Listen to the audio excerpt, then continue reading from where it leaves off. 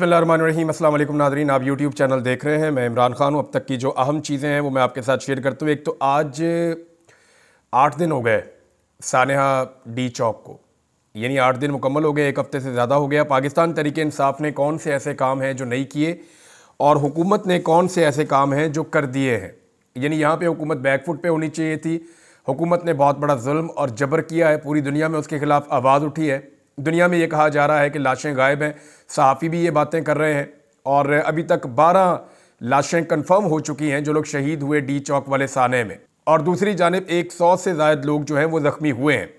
अब इसमें पाकिस्तान तहरीक इंसाफ ने चंद बुनियादी चीज़ें जो करनी थी वो अभी तक नहीं कर पाई। एक हफ़्ता गुजर गया है, हमारा काम है वो चीज़ें आपके सामने रख देना।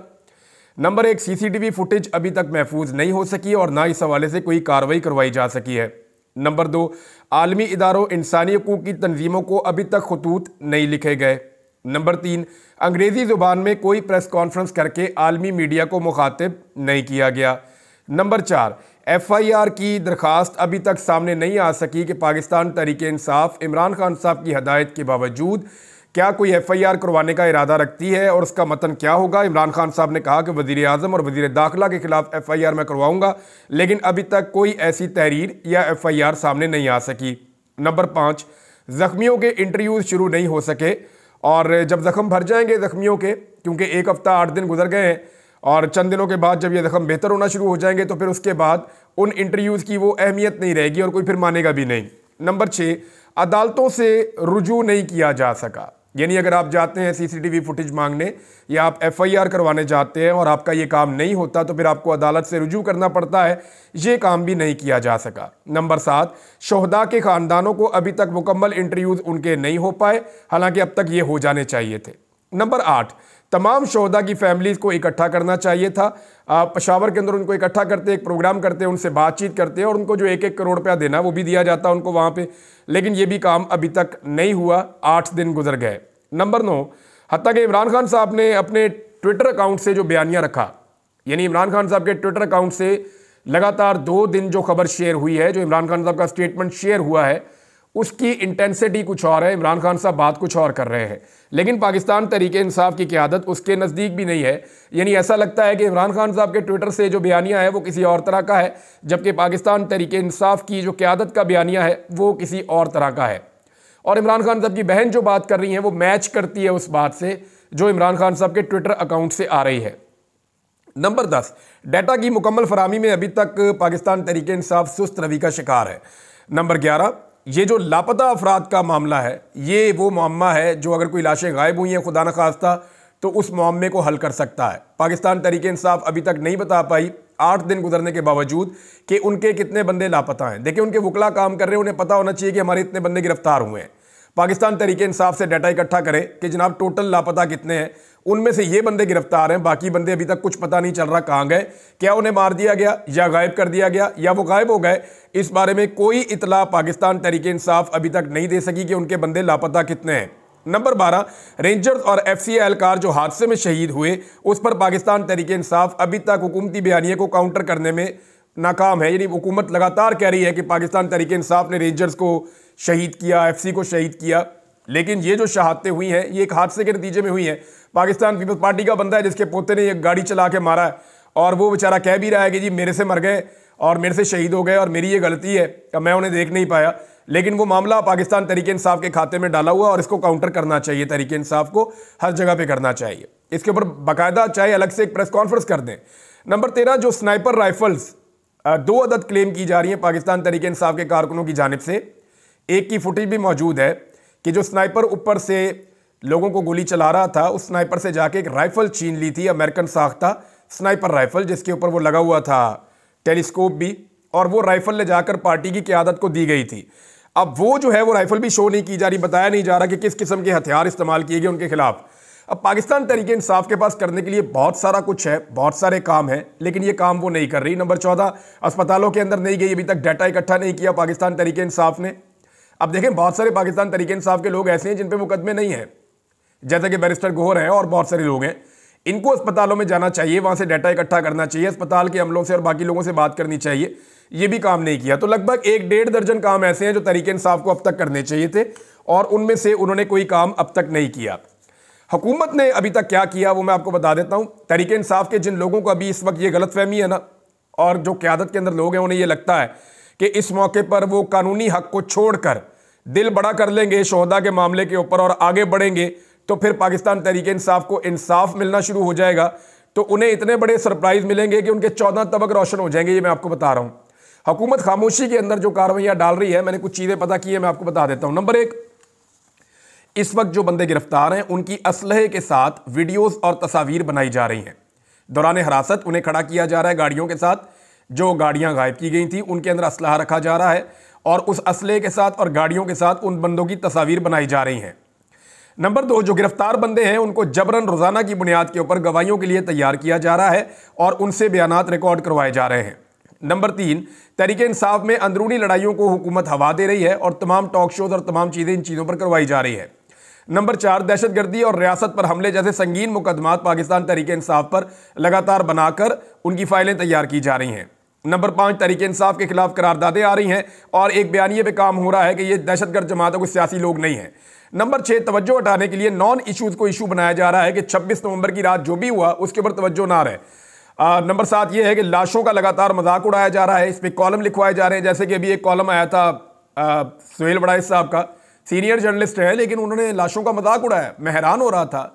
और कल जब PMLN के लोग प्रेस कॉन्फ्रेंस कर रहे थे तो मैं साथ में खड़ा हुआ देख रहा था। अच्छा, होता यह कि जब प्रेस कॉन्फ्रेंस करती है ना कोई पॉलिटिकल पार्टी, तो जर्नलिस्ट हमेशा उनके सामने खड़े होते हैं, ऐसा ही होता है।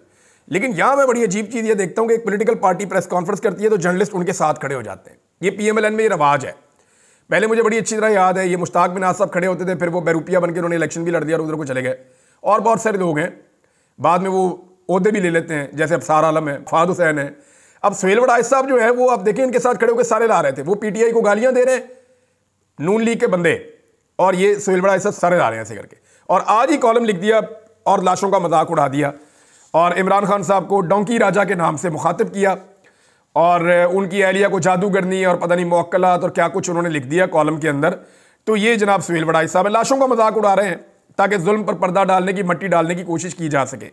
नंबर 8, जो आवाज़ें हकाइक बयान करती हैं उन्हें लगातार दबाव में लिया जा रहा है। नंबर 9 ये है कि सोशल मीडिया के ऊपर एक क्रैकडाउन बहुत बड़े पैमाने पर शुरू होने जा रहा है और नए कवानीन की आड़ में एक बड़ी कार्रवाई आप आने वाले दिनों में देखेंगे। तो हुकूमत ने अपना पूरा बयानिया भी तैयार किया, अपना पूरा ट्रैप भी तैयार किया।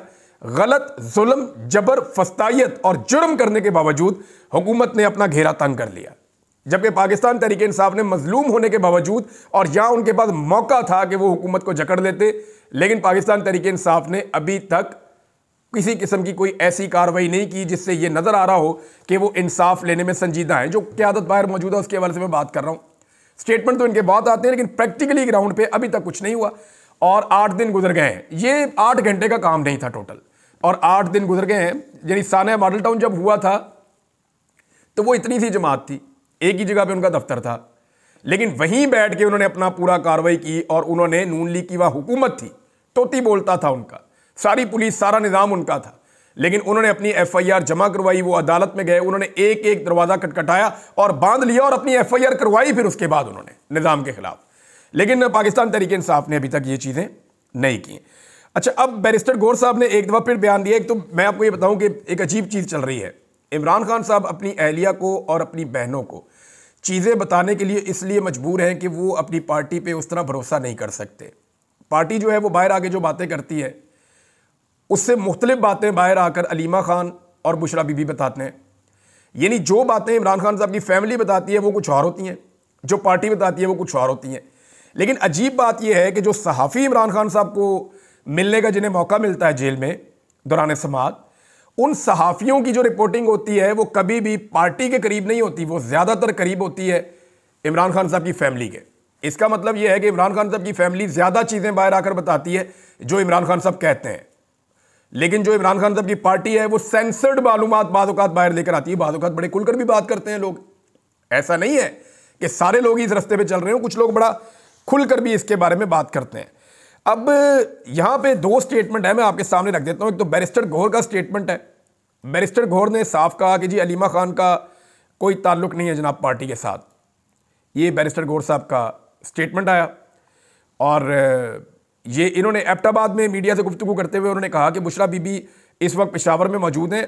अली अमीन गंडापुर सूबे के वसाइल इस्तेमाल नहीं करते। और बैरिस्टर गौर ने कहा कि इमरान खान की बहन अलीमा खान का पार्टी से कोई ताल्लुक नहीं है। तो वो तो इमरान खान की बीवी का भी कोई ताल्लुक नहीं है, पार्टी की सरबराही उनके पास तो नहीं है, ना उनकी बहन के पास है। लेकिन देखें, जब भी कभी इमरान खान साहब के ऊपर प्रॉब्लम आ रही है तो बतौर बहन और बतौर बीवी तो बाहर निकल के वो एहतजाज कर सकते हैं, और वो करते हैं। और जो पैगामात इमरान खान साहब उन्हें देते हैं वो बाहर आके सुना देते हैं। जब पार्टी ठीक पैगामात नहीं सुनाती तो फिर वो अपनी फैमिली को इस्तेमाल करते हैं इमरान खान साहब। अगर ये फैमिली बीच में ना होती तो मामला क्या होता, कोई नहीं जानता। लेकिन इसमें यह है कि एक तो बैरिस्टर गौर साहब का ये स्टेटमेंट है, ये वो क्यों दे रहे हैं, उन्हें क्यों देना पड़ रहा है। दूसरी जानिब एक स्टेटमेंट है अलीमा खान का, इसको अगर मैं पढ़ता हूं तो मुझे कुछ बातें समझ आती हैं। अलीमा खान साहिबा ने वॉइस ऑफ अमेरिका से गुफ्तगू करते हुए कहा कि अक्सर सुनते हैं बुशरा बीबी या अलीमा खान पार्टी की क़यादत ले रही हैं। ये बातें ये खुद फैलाते हैं क्योंकि वो माइनस इमरान खान की बात कर रहे हैं। ऐसा बिल्कुल नहीं होगा, एक ही लीडर है, वो बानी पीटीआई इमरान खान है। पीटीआई की क़यादत से राब्ते के हवाले से सवाल पर उन्होंने बताया कि पार्टी में से कोई भी हमारे राब्ते में नहीं होता। जब पार्टी रहनुमाओं को हिरासत में लिया गया था उस रोज़ सलमान अकरम राजा ने इमरान खान को पैगाम भेजने का कहा था। बुशरा बीबी से मुताल्लिक इमरान खान की हमशीरा ने कहा कि इमरान खान ने बुशरा बीबी को एहतजाज से मुताल्लिक कोई हदायत नहीं दी थी क्योंकि वो 2 हफ्ते पहले से बीमारी के बायस तारीख पर नहीं आ रही थी। उन्होंने मिशाल यूसुफजई के डी चौक के हवाले से बयान को झूठा करार दिया। ये तो आ गया जी उनका स्टेटमेंट। लेकिन साथ ही साथ एक खबर और भी है, और वो भी चल रही है कि इमरान खान साहब ने अपनी बहनों से कहा कि बुशरा बीबी को बुलवाएं, मेरी उनसे मुलाकात करवाएं। और बुशरा बीबी का यह दावा है कि जब उनकी लास्ट इमरान खान साहब से मुलाकात हुई थी तो उनके पास पूरा प्लान था कि डी चौक पर एहतजाज कैसे करना है। और इमरान खान साहब ने डी चौक पर एहतजाज का फैसला 2 हफ्ते पहले कर लिया हुआ था, जब बुशरा बीबी की मुलाकात इमरान खान साहब से हो चुकी थी। तो नादरीन, ये चीज़ें हैं। एक तरफ माइनस इमरान खान की बात करते हैं लोग, जिसको जुटला रही हैं इमरान खान साहब की बहन, और दूसरी तरफ जो है वो उनकी बहन और उनकी बीवी को इमरान खान साहब की टारगेट किया जाता है और मखसूस लोग टारगेट करते हैं। अब एक चीज़ जो है ना वो दूसरी तरफ भी चल रही है, वो ये है कि इस वक्त एस्टेब्लिशमेंट ने इस चीज़ को बड़ा माइंड किया है कि हुकूमत ने ज़रा सा भी बोझ नहीं उठाया। यानी ये जो शहबाज शरीफ साहब ने हरकत की है ना कि डी चौक पर जो कार्रवाई हुई उस पर आर्मी चीफ का फ़ौरन शुक्रिया अदा करके उनकी तारीफ़ कर दी। ये सीधी सीधी एक चार्जशीट है जो वज़ीर आज़म ने अपने गले से उतार कर मिलिट्री एस्टेब्लिशमेंट के गले में पहनाने की कोशिश की है। और इसके ऊपर जो है वो वहाँ एक बेचैनी है, और उन्हें इस बात का अंदाज़ा हो गया कि जिनके लिए हमने इतनी मुखालफत ली पाकिस्तान में, और जिनके लिए इतना सारा कुछ किया, जिनके लिए इतना हद से आगे तक बढ़े, वो लोग इस काबिल भी नहीं है कि ज़रा सा बोझ उठा सकें। यानी एस्टेब्लिशमेंट ने बड़ा बोझ उठाया इस पीडीएम की हुकूमत के लिए, ख़ास तौर पे पीएमएल-एन के लिए। लेकिन जैसे ही डी चौक पे बंदे मरे हैं, पीएमएल-एन ने वो बोझ उठाकर एस्टेब्लिशमेंट के कंधों पे डाल दिया है। और अब कुछ बड़े अजीब अजीब काम हो रहे हैं। जो एस्टेब्लिशमेंट के नुमाइंदगान हैं जो टेलीविज़न चैनल्स पे या सोशल मीडिया पे आते हैं, वो अब अपने स्टेटमेंट देना शुरू हो गए हैं। यहाँ एक डिवीज़न अब नज़र आ रही है। थोड़े दिन पहले जो लोग एस्टेब्लिशमेंट और पीएमएल-एन को एक साथ रिप्रेजेंट कर रहे थे, वो अब अलग अलग होते हुए दिखाई दे रहे हैं। यानी अब नून लीग के नुमाइंदगान आपको अलग दिखाई दे रहे हैं। जैसे अफसार आलम है, उन्होंने अचानक कहना शुरू कर दिया कि बुशरा बीबी को हीरो बनाया जा रहा है, उनको लीडर बनाया जा रहा है। लेकिन अचानक गोली चली तो साथ ही उनका मौक़िफ़ बदल गया कि नहीं, उन ठीक हो गया काम। तो यहाँ पे ना अपना अपना मौक़िफ़ अब अलग होना शुरू हो गया है। कुछ रिटायर फौजी अफसरान वो भी मैदान में उतारे गए हैं, और फैसल वाडा साहब हैं वो भी मैदान में उतारे गए हैं, कुछ और लोग हैं वो भी उतारे गए। वो ये कह रहे हैं कि इस्लामाबाद में जो कुछ हुआ ये हुकूमत ने किया, एस्टेब्लिशमेंट का इससे कुछ लेना देना नहीं है। बल्कि जनरल लोधी साहब ने तो ये भी मुतालबा कर दिया कि DGISPR से कि वो इसके ऊपर बयान दें कि इदारा इसमें मुलविस नहीं है। लेकिन अभी तक खामोशी है। अब ये जो बयानियाँ फैलाया जा रहा है रिटायर फौजी अफसरान की जानिब से कि जनाब ये जो डी चौक में हुआ इसका फ़ौज से या मिलिट्री एस्टेब्लिशमेंट से लेना देना कुछ नहीं है, ये हुकूमत का काम था, ये हुकूमत ने किया। और ऑब्वियसली हुकूमत जो है वो फ़ौज के ऊपर होती है। हुकूमत ही फ़ौज को आइन के मुताबिक बुलाती है, उनकी ड्यूटी लगाती है। हुकूमत ये ऑर्डर दे सकती है कि ये करना और ये नहीं करना, और हुकूमती अहकामात के बगैर जो है वो इतना बड़ा कत्लेआम हो भी नहीं सकता। तो इमरान खान साहब ने ठीक किया कि 2 बंदों के ऊपर FIR की जाए, एक शहबाज शरीफ और एक मोहसिन नकवी। अब ये जो FIR 2 लोगों के ऊपर करने का इमरान खान साहब ने फैसला किया है, इस फैसले के ऊपर इंप्लीमेंट पाकिस्तान तहरीक इंसाफ अभी तक नहीं कर पा रही। लेकिन ये दुरुस्त नुक्ता है, क्योंकि अगर ये लोग फंसेंगे तो ये बताएंगे कि इन्होंने ये क्यों किया और इसके पीछे पूरा गेम क्या था। तो अब बंदे तो वहां पे शहीद हो गए, 12 की तो लाशें भी मिल गई, बहुत सारे लापता हैं, अभी नहीं पता वो कहां गए, जिंदा हैं मुर्दा हैं, क्या हुआ उनके साथ। लेकिन यह बात है कि एस्टेब्लिशमेंट और हुकूमत वो दोनों अब इससे पीछे हटना चाहते हैं एक एक कदम, और वो चाहते हैं कि ज्यादा बोझ दूसरा फरीक उठाए। लेकिन पाकिस्तान तहरीक इंसाफ इन सारे मामलात को ऐसा लगता है कि बाहर से देख रही है, और उन्होंने लगभग 40 सवाल पाकिस्तान तहरीक इंसाफ ने उठाए, बड़े इंपॉर्टेंट क्वेश्चंस हैं। लेकिन उससे पहले हमाद अजहर साहब का एक ट्वीट है और वो मैं आपको पढ़ के सुनाऊंगा। हमाद अजहर साहब पंजाब के सदर हैं पाकिस्तान तहरीक इंसाफ के। इन लोगों ने कोशिश की लेकिन नहीं निकल पाए। पंजाब में तो पूरा कर्फ्यू ही लगा हुआ था, किसी जगह पे भी बंदे इकट्ठे नहीं होने दिए। पंजाब को जोन्स के अंदर, हिस्सों के अंदर डिवाइड किया हुआ था, लेकिन उसके बावजूद कुछ लोग पंजाब से पहुंचे हैं, उन्होंने बड़ा जोर लगाया। इन्होंने कहा कि पाकिस्तान की मिलिट्री एस्टेब्लिशमेंट को वापस बैरकों में जाना चाहिए और अपने ही लोगों पर जुल्म बंद करना चाहिए। पाकिस्तानी अवाम के जमहूरी हक को उनके जूते तले रौंद दिया गया है और अब तेजी से खतरनाक सूरत हाल की तरफ बढ़ रहा है। इस्लामाबाद का कत्लेआम इस फाशिज्म की एक मिसाल उन्होंने करार दिया है।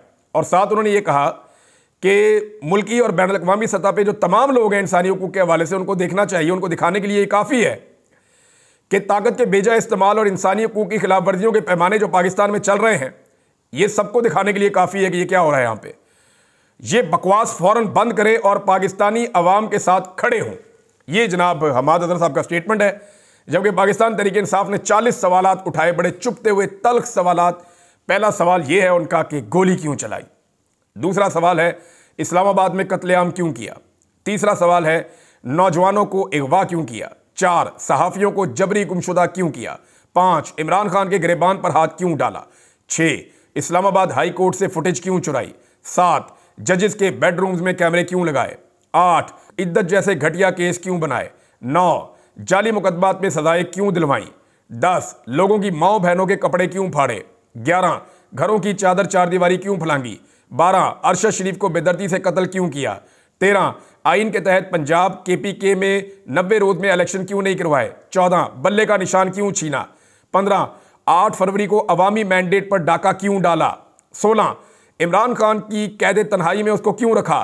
17 26वीं तरमीम के लिए MNAs को अगवा क्यों किया। 18 रिजर्व्ड सीटें क्यों छीनी। 19 सुप्रीम कोर्ट के अहकामात को रद्दी की टोकरी में क्यों डाला। 20 आला अदलिया को बेतौकीर, बेअसर और मफलूज क्यों किया। 21 समुद्र पार पाकिस्तानियों के पासपोर्ट ब्लॉक क्यों किए। 22 शहरियों को झूठे केसेस में कैद क्यों किया। 23 एक्स को क्यों ब्लॉक किया ट्विटर। 24 पालतू सहाफियों से धमकियां क्यों दिलवाई। 25 मीडिया पर सेंसरशिप के पहरे क्यों बिठाए। 26 इमरान खान पर कातिलाना हमला क्यों करवाया। 27 पुलिस और जिले इंतजामिया को अवाम से क्यों लड़वाया। 28 मौलवियों से झूठे फतवे क्यों दिलवाए। 29 मिलिट्री हिरासत में कारकुनों पर तशद्दुद क्यों किया। 30 PTI लीडरों के घरों दुकानों उनको क्यों गिराया गया। 31 आजम सवाती की शर्मनाक वीडियो क्यों बनाई। 32 नाअहल रिश्तेदारों में ओहदे क्यों बांटे। 33 रियासत और अवाम के एतमाद के रिश्ते को क्यों तोड़ा। 34 अदम एतमाद के वक्त सिंध हाउस में मंडी क्यों लगाई। 35 इलेक्शन ट्रिब्यूनल्स क्यों तब्दील करवाए। 36 PTI लीडरों के जबरी इंटरव्यू क्यों करवाए। 37 PTI इंट्रा पार्टी इलेक्शन कलदम क्यों करवाए। 38 PTI मरकजी दफ्तर को ताले क्यों लगवाए। 39 KPK हाउस पर यलगार क्यों की। 40 चोरों और डाकुओं को इक्तदार पर क्यों बिठाया। और बेशुमार सवाल है। कौमी असम्बली में हमला करके वहां से बंदे क्यों गिरफ्तार किए, यह भी एक सवाल है। अब पश्तूनों की अंधाधुन जो गिरफ्तारियां हो रही हैं वो क्यों की। इस तरह के लगभग 1000 सवाल होंगे, 40 तो PTI ने पूछे हैं, जो इस निज़ाम को बड़े तल्ख लगेंगे। और यही सवालात पूछने की तो सारे वो लोग सजा भुगतते हैं जो सहाफ़ी ये सवालात उठाते हैं। अब तक के लिए इतने, अपना ख्याल रखिएगा, अपने इस चैनल का भी। अल्लाह हाफ़िज़।